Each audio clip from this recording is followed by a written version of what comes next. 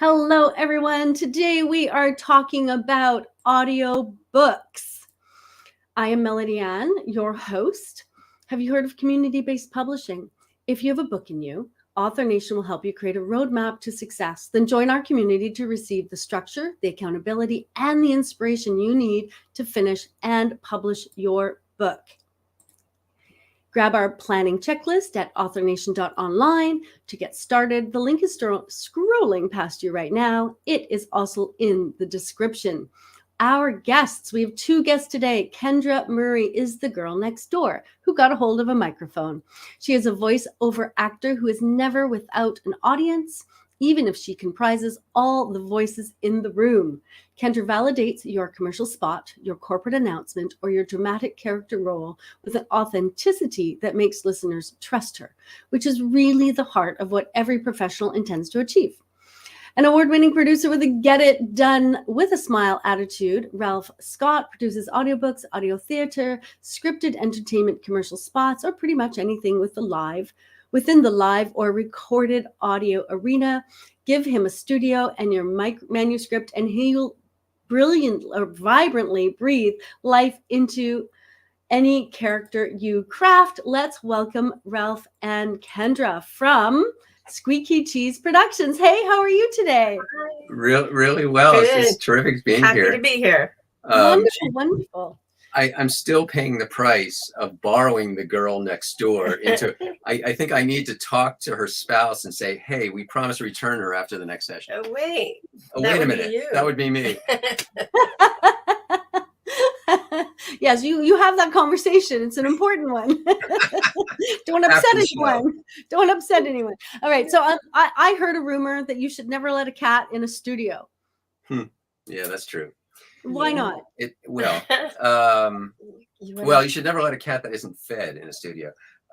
Perhaps you'd like Would you like me to? Okay. Well, in our very early days of audiobook production, our cat came into the studio while we were recording, and she had to talk a little bit and make herself known. And so that ended up on our recording. It actually worked perfectly for the book. Perfectly. There was a cat, Mr. Leonard, named after Leonard Nimoy in the story. And the timing was perfect for her to be the voice of Mr. Leonard. So we kept that in. And that's where we made the mistake of our early career, because we were crucified by a critic who is a purist, because audiobooks are not supposed to have sound effects. And don't get started on music. That's a whole other thing. But yes, we left it in, and the critic tore us to shreds, almost like the cat did later on when we kicked her out of the studio. Yeah. Well, that's crazy. But I've heard other sounds other than voices in audiobooks. There are. It depends on where you are on the spectrum. The purists like that solo narrator, one voice, no sound effects, just give me the book. And then you have the other end of the spectrum, which is multicast, fully soundscaped audio drama. So there is quite a spectrum in the range. But and we have worked both sides of that spectrum. We come from radio theater, and it is very tempting at times to infuse even a duet narration or dual narration project, which is just the two of us playing the respective characters in the story. It's very tempting to infuse it with a dynamic relationship that you really see or hear quite frequently in radio theater or audio theater. Even though there are no sound effects, there's no music. So there you have it. Interesting. So I'd like to back up just a little bit and ask you each how you got into voice, because it's one of those things, did you grow up knowing you're going to do voice? I didn't even know voice was a thing. So Kendra, how did you get into voice? I was an actor in high school and college. And then after college, practical thinking came into my life, and I worked in nursing for several years and stayed away from the stage. And then in 2017, I believe it was, I went and attended a live, 2016, excuse me. I attended a live radio theater production that was held in our local town, Petaluma. And this guy here, along with a troupe of radio actors, was performing. And I said, why am I not doing this? This is awesome. I want to do this. And so I met up with them at their next monthly meeting and did a reading, and it all began again from there. Kendra showed herself to immediately, like, cold read. She showed that she clearly had the chops for audio theater. And it was only a matter of time before she rose up the ranks to associate producer. And before we knew it, we were running this company with some wonderful thespians who are not thespians by training. They come from all walks. We had a criminal defense attorney. We had a bartender. And it was kind of neat to see how all of those professions were checked at the door. The minute they had a script in front of them, they became the characters. And a lot of our productions were heard worldwide, and we started soliciting scripts from around the English-speaking world. And that led to the Petaluma radio players putting on monthly, sometimes bi-weekly radio plays from a variety of playwrights, hundreds of playwrights. So brilliant. Yeah. That's brilliant. What about you, Ralph? How did you get into it? I think I'm dating myself here. Actually, if I dated myself, I'd be married by now, right? But age five, I happened to stumble upon my daddy's cassette recorder. That's for all those who don't know, it's this thing with little wheels and tape that goes around inside this little plastic cartridge that you slip into a door and shut the door and press record and play. And I got hold of that, and I found myself recording everything I could. Fast forward a few years later, around the age of 10, I teamed up with the kid up the street on Malvern, Long Island, Louis Marinaro, and we decided to put together our first radio drama on one cassette, unedited. So we had to have everything laid out so that all of the sound effects and everything fell at the right time, not unlike a Foley artist in a radio show. And I recall that we had to create, in one particular scene of this very short drama, we had to create rats walking through a sewer. So we took a dishpan and filled it with about 5 inches of water and put it into a front-loading dryer. So the acoustics were fabulous, and we just splashed our hands in there as if it was something running through and 2 people going through a sewer pipe with rats chasing it. When I played it back, I was completely sold on audio. I mean, it was like, what's not to love here? This is too easy to be able to take something and make it sound like something else and create an entire soundscape, an entire environment, just, using cool stuff around the house. That's really cool. So while we were all creating playlists for our secret crushes, you on our cassette tapes, right? I mean, come on, this is what we were doing. You were doing plays. Yeah. You were creating plays. Very much so. And I wrote my first one in elementary school. That it was a puppet show, and I had kids in my class perform it at a little elementary school. And I don't know. I mean, you'll hear any thespian that you put in this chair in front of your camera is probably going to say the same thing. But there is something very magical about transforming words on a page into an oral or theatrical, on stage or on camera experience. And it's a daunting responsibility when you're working in audiobooks, because you're taking somebody else's characters, and that author is investing in you. Okay to run with their characters. So you really have to know those characters inside and out. Yeah, and that's a great point. Let's dive into that. So when should authors choose to self-narrate their books? We have a philosophy that if you have written a memoir, or if you are, for example, a business coach, you need to be the voice of your story, because for memoir, obviously, you know it best, and you are the connection to the written word. And in personal or professional coaching of any sort, you are your brand, and people need to hear you and identify with you in that regard. So in those instances, we both really strongly encourage our author clients to do their own narration. And in the fiction space, that's where we find that we can take characters to places that they, with their one voice, might not be able to. That said, there are certainly characters in nonfiction as well. I mean, you could argue that the narrator is herself or himself a character. So otherwise, every nonfiction audiobook would sound like every other nonfiction audiobook. So you have to actually learn the personality of the author if the author is having you record his or her nonfiction book. And oftentimes in nonfiction, especially in self-help or psychology, relationships, therapy, you will have characters on the couch who you have to create.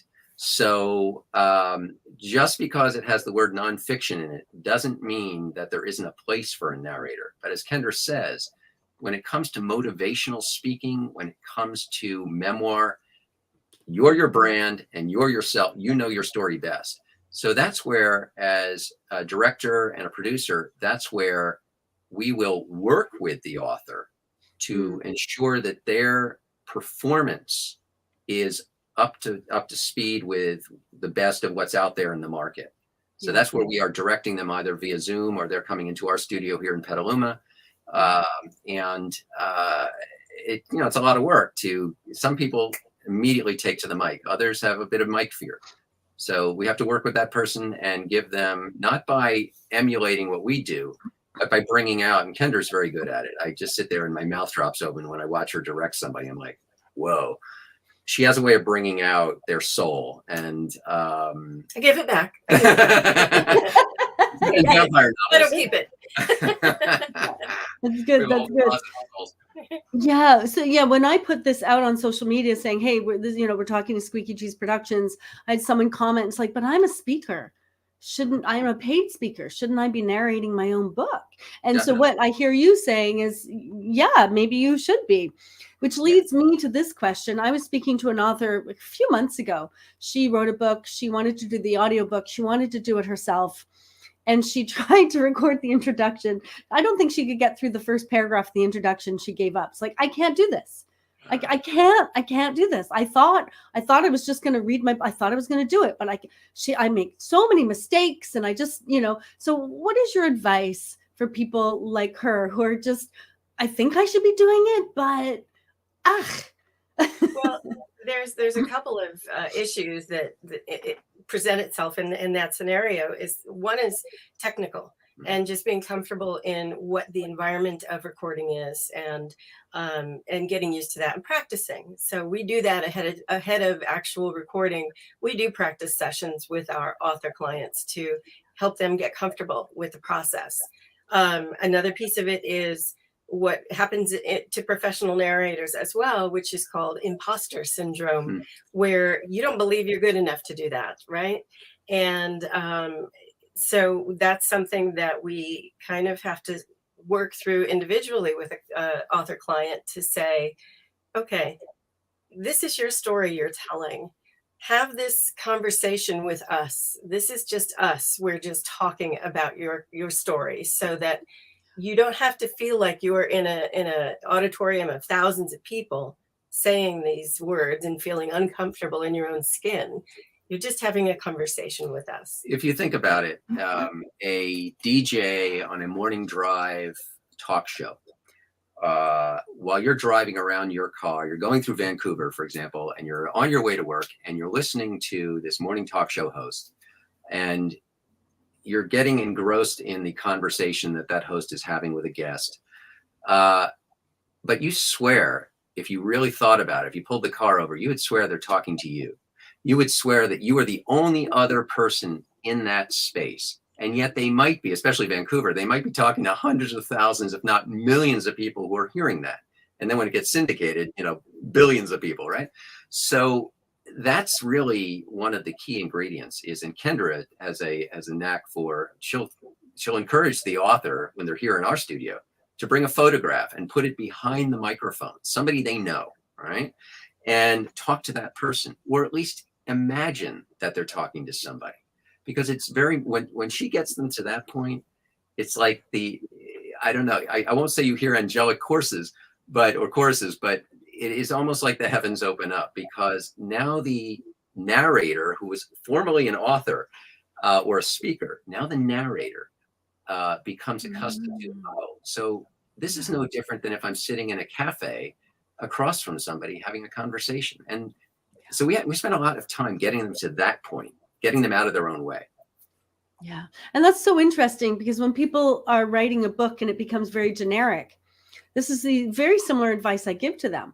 You are not writing to 100,000 people. My book's for everyone. No, Right. Your book is for that one person who you love, Right. and you want to help. If you could transform that one person, that's who you're writing to. And along the way, you want to bring them joy and laughter, and you want to make them think, and so very, very similar. Is it okay to make mistakes? Like, I'm assuming you never read perfectly. You practice, and then you read, but you never read perfectly, and there's some editing involved, or Well, how many mistakes? Tell us a little bit about that.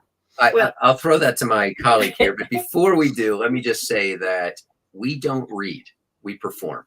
So that's the first mindset. All right. We're not reading anything. Our clients are not reading anything. They are performing. And in terms of, there is no magic number of mistakes that's allowed or not allowed. We obviously want to get the cleanest recording we can. And in the beginning, there's often a learning curve about just the technical stuff of listening to your own voice, scrolling the script on the screen if it's not on a PDF. Yeah, or if you're not reading from an actual book or right. whatever. But so there's technical stuff you have to just get used to. So it's not uncommon for there to be more mistakes in the very beginning. And we do have to edit those out when it's another person recording. When we're in the booth recording, we can use a technique called punch and roll, where we stop, go back to the place the mistake was made, re-record, and go right on. And we also have the magic word that we encourage our clients to use, and that's pickup. So if you screw up and you want to do it again, although we don't do it as frequently, because just instinctively we know, okay, it's time to stop, redo, and keep going. But it does help for two reasons: to actually, if you screw up, to say pick up and then go back to the top of that sentence. Because in post-production, one, it gives the narrator the opportunity to redo the line. But in post-production, we actually can see that word pick up in the waveform. So we know to race to that one and get rid of this one when it comes time to inserting in the correction. Nice tip. Awesome. Thank you. So you've been alluding all this way about the process.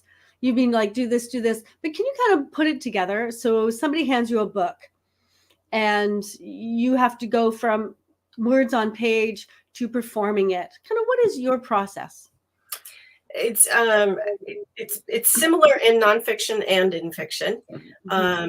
The first step is we look at the material, we read through, and then we prepare lists of questions for the authors in terms of either pronunciation issues that we might deal with, or are there changing points of view that need to be addressed, and who's going to present that.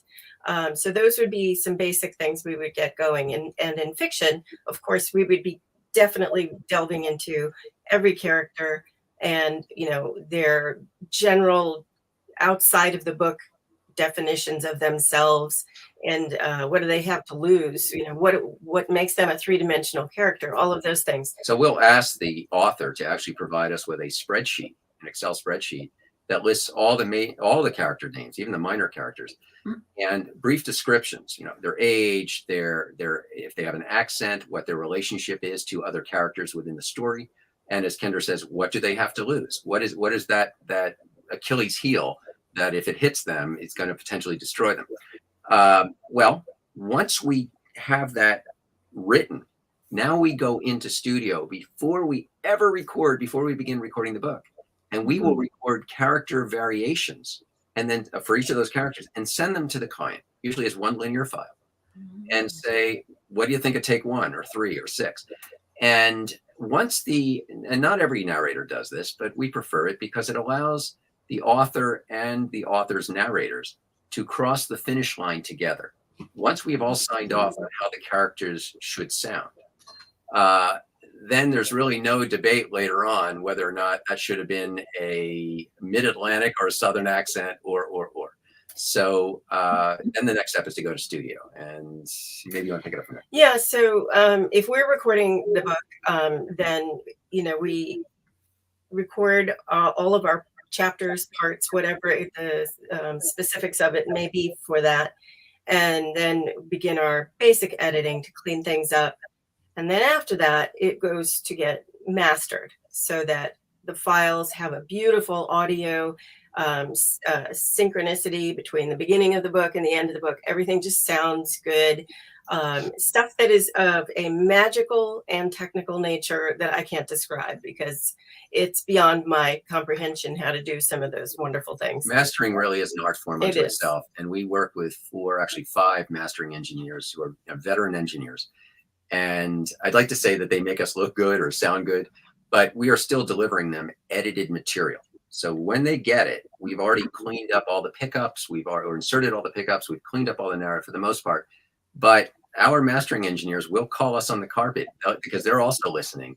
And if they hear, even if it's not an ambient sound, but a word that to them was not familiar, or, their THEIR came off as THEYRE, they'll call us and they will drum up a list that we then have to re-record. So there's a whole series of steps in there at the pre-mastering and at the mastering level, including using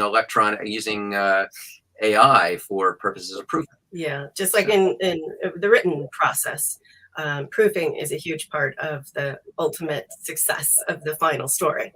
And so, yeah, we use a software program called Positron that is analyzing a audio file against the written file and picking up any mistakes that we may have.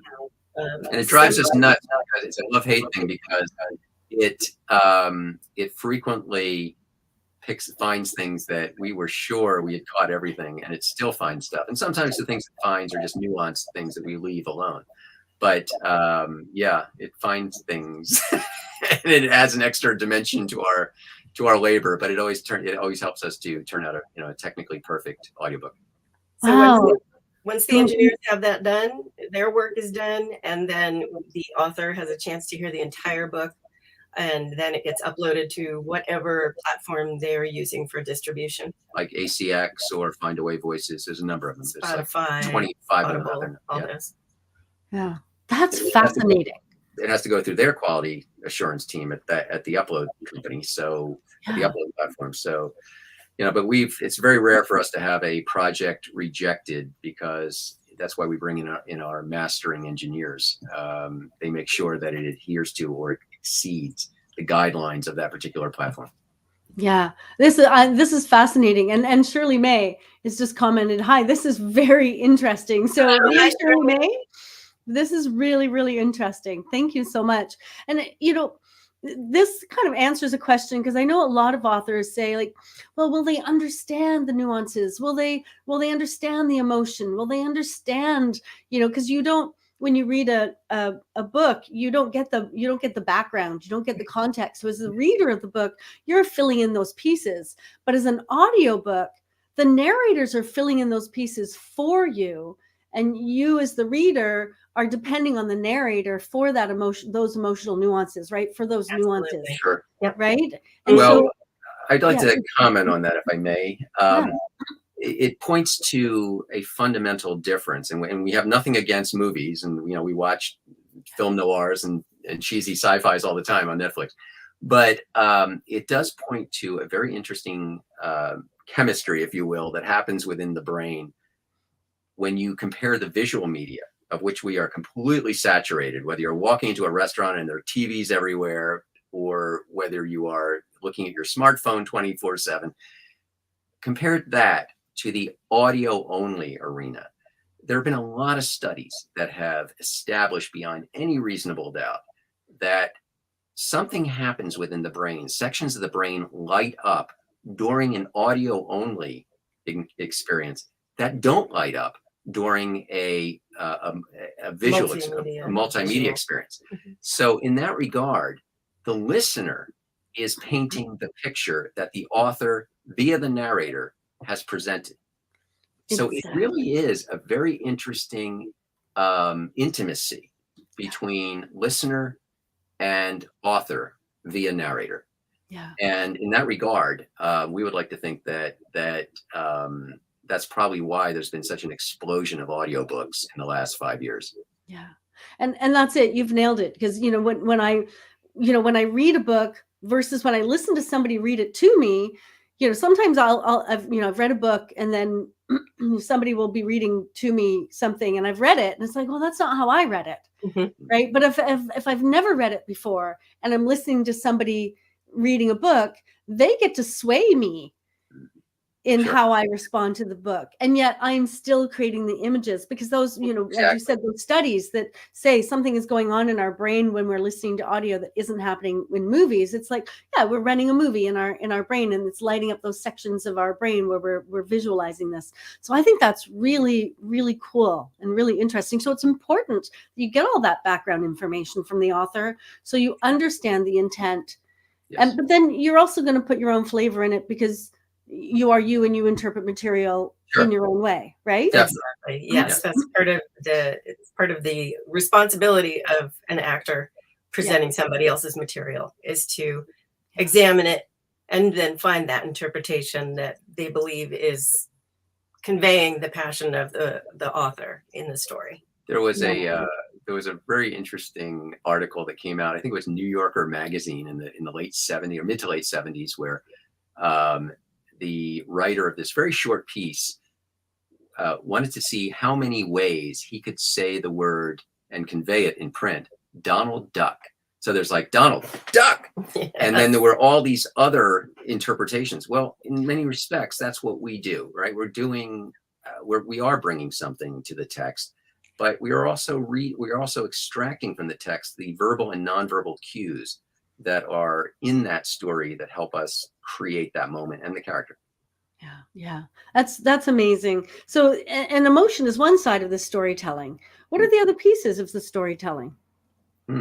Well, you've got obviously, what is the author's message? If it's, if it's something that needs to be telegraphed through the narrative voice, that narrator needs to be connected to it and have an understanding of what is the message here and how do I keep that in the forefront while all these other things are either being described or characters are doing things. So conveying the message the author intends is always the root of the project.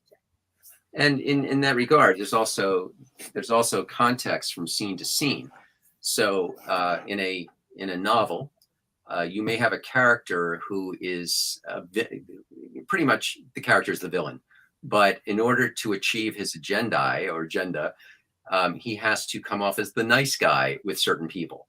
Well, we have to preserve that character's voice so you have no doubt of who's speaking, but we also have to convey how that individual is relating. So sarcasm, irony, frankness. Without giving away that that's the villain, right? Unless it's meant to be revealed in those particular pages. And on the nonfiction side, the same principles apply. In that we did a book last year, Oh My God, That's Me. It was a personal story based on a series of blog entries by the author who had battled and triumphed over bipolar disorder. And Kendra she had to play all of the people who wrote to the author and post and said, thank you, Dave, for putting the light on this. But we also had to demonstrate, not by going off the deep end. All right. We weren't trying to create the 5 faces or 3 faces of Eve here, but we also had to demonstrate the passion and angst and pain and sometimes joy of the narrator, the author, as he was describing all of these bouts, these episodes of when bipolar was taking him into the stratosphere or sending him into the basement. And that, it's subtle, but if we're doing our jobs right or well, then we should be hearing from that author saying, wow, you guys nailed it. And we get that a lot. And it's really cool. I mean, that's a really nice pat on the back when we hear that. Yeah. By the way, that book became the 8th heaviest selling audiobook on bipolar in history. Oh, wow. That's a excellent compliment, isn't it? That must feel really good. It's kind of cool. Yeah. It's kind of cool. Yeah.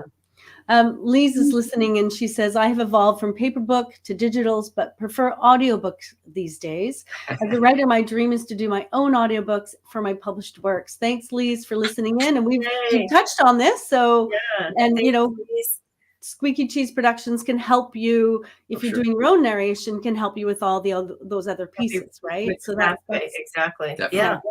Exactly. I want to talk about multicast. So when you know, when my kids were little, I read to them a lot. I read to my kids until they told me to stop. Like, Mom, stop. That's how long I read to my kids, right? They're in college. I'd still be reading to them if they'd let me.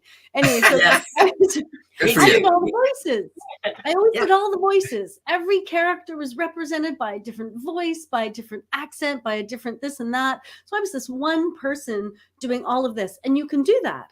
But you can also have what's called a multicast. Yes. So can you tell us a little bit about what that is? And sure. Kendra will tell you that even solo, duet, and dual narration sort of falls into that spectrum. Yeah. As a producer, I will tell you that multicast in the industry generally means a multiple cast members and full soundscape, meaning full sound design and music, interstitial music, music underbed, or underscore. Multicast, when you think multicast, think audio drama or serialized audio drama, which is also known as scripted entertainment in the upper echelons of the industry. But we also do duet and dual narration projects, which technically, because there's more than one narrator, are multicast. So in a duet or dual situation, Kendra will be, well, in a duet situation, Kendra will be playing the female characters. I will be playing the male characters, and one of us, by pre-designation, will narrate the whole book. Or that's also, we actually have worked with authors where there's a changing point of view, and if the male protagonist is doing the even chapters and the female protagonist is doing the odd chapters, then we'll switch for the narrative voice as well, if it's written that way. So that would be a dual narration, duet and dual. Dual narration, we're switching off the narration. Then there's dual hybrid, and perhaps you'd like to explain. Dual hybrid is an interesting space where you still have the changing points of view. So you'll get a different voice, male or female, or two characters, whether they're same sex or not, you know, that are doing the different narration. But then in the character work for each of those chapters, there will be one voice for all the same characters throughout the book. So he would narrate the male characters throughout, not narrate, but perform all the male characters throughout every chapter. Even though Kendra is narrating those, even though in those chapters where Kendra is narrate, the point of view calls for the female narrator. Okay. And reciprocally, Kendra will do all the females when I'm narrating in those chapters. So that's technically multicast, but you know, it's multi-voice. It's multi-voice, but multicast generally is associated with a big production, usually just north of $100,000, and it involves a series of actors, lots of sound effects. We prefer natural sound effects, but we also have used digital, and an original composition or a licensed composition, licensed music that sets up the scenes, and it's usually put out there as a series of half-hour, sometimes 1 hour installments, and that's the merging of podcasting and audio drama. So Spotify is very big in that space right now. Yeah, and I see a lot of that. So I have two questions. One, when you say natural, do you mean if you need a rat, you go down to the sewers and you record it, you do it in the dryer? That's my first question. Going to come back to bite me. No, just my second question is, when should an author consider a multicast? Ooh, well, let's see. How big is their pocketbook? Right. So they've got to have a budget for it, or have a connection to a production company that is going to be able to underwrite, the production of it and make a contract that is acceptable to both sides of that equation. It is an expensive idea to do that, and because you're paying actors for all those various roles they're playing, and if you hire professional actors, that could add up to quite a lot in short order. Especially union actors. And then you've got your sound design that you want to have with it. And are you doing original compositions versus licensed material and things? So The when they would want to do that, if you have a story that feels like a movie in your head with many characters, lots of action, different settings, things like that, that is the sort of thing you might really want multicast. In nonfiction space, if you are a expert in some field and you're interviewing a lot of other people that are experts in their field or similar to yours, that might be an opportunity to have different voices. Whether you could get those experts to record themselves for the book, I don't know. Some may or may not, but you could, in that scenario, hire actors who would be those voices. We have, in fact, done nonfiction, technically multi-character projects in which, for example, we did a project last year, which was on the topic of digital health and the absolute explosion in the digital health arena, where you can, basically get most of your medical treatment via a smartphone. And you'll walk into your drugstore, and there's already a nutritionist there who already knows your history, things like that. Well, the author, Kevin Perot, interviewed some of the biggest names in big pharma, in healthcare, in PPOs, HMOs. We could have, I suppose, with a huge budget, gone and interviewed every one of those people and recreated their print interviews. But instead, we played the characters. We had to research every one of those health executives, male and female. Thank God for YouTube, and learn their mannerisms, learn their accents. Many of them were from overseas, and then bring that to life in an interview session for the book. So you've got the main narrative by the author, but now you have the individual health executives. So that's a case where technically it's not really multicast. It's simply a duet narration, but with multiple voices, with multiple characters who are not in a nonfiction setting. Yeah. And Nice. that's a lot less expensive than hiring 25 actors to come in and play every one of those people. Absolutely. Yeah. And I just want to say, Lisa said, bravo for what you do. There's so much to it. And thank you for your information here. Thank I'm you. wondering if, as we wrap up, if I've missed anything. So really anything really important that I didn't ask. Well, maybe the next generation of audiobooks, what's happening 5 to 10 years down the road. We're probably not the ones to ask about that because our production schedule is so booked right now. We have no time to think forward. But, where will audio, there seems to be a confluence of, especially with Spotify, there seems to be a confluence of, you'll be able to get into your car, press a button and get your audiobook. You'll be able to get your music, your playlist. You'll be able to get your news. Well, we're already technically there. So we're very curious as to what audiobooks, what they will influence down the road as far as mediums that haven't even been invented yet, a la Marshall McLuhan, or audiobooks, something that are here to stay forever. I mean, if you think about it, the listening experience predates everybody in this show right now. Our great-grandparents were sitting around a 1930s Philco cabinet radio listening, and their families were sitting around engrossed in these series, detective series, spaghetti westerns.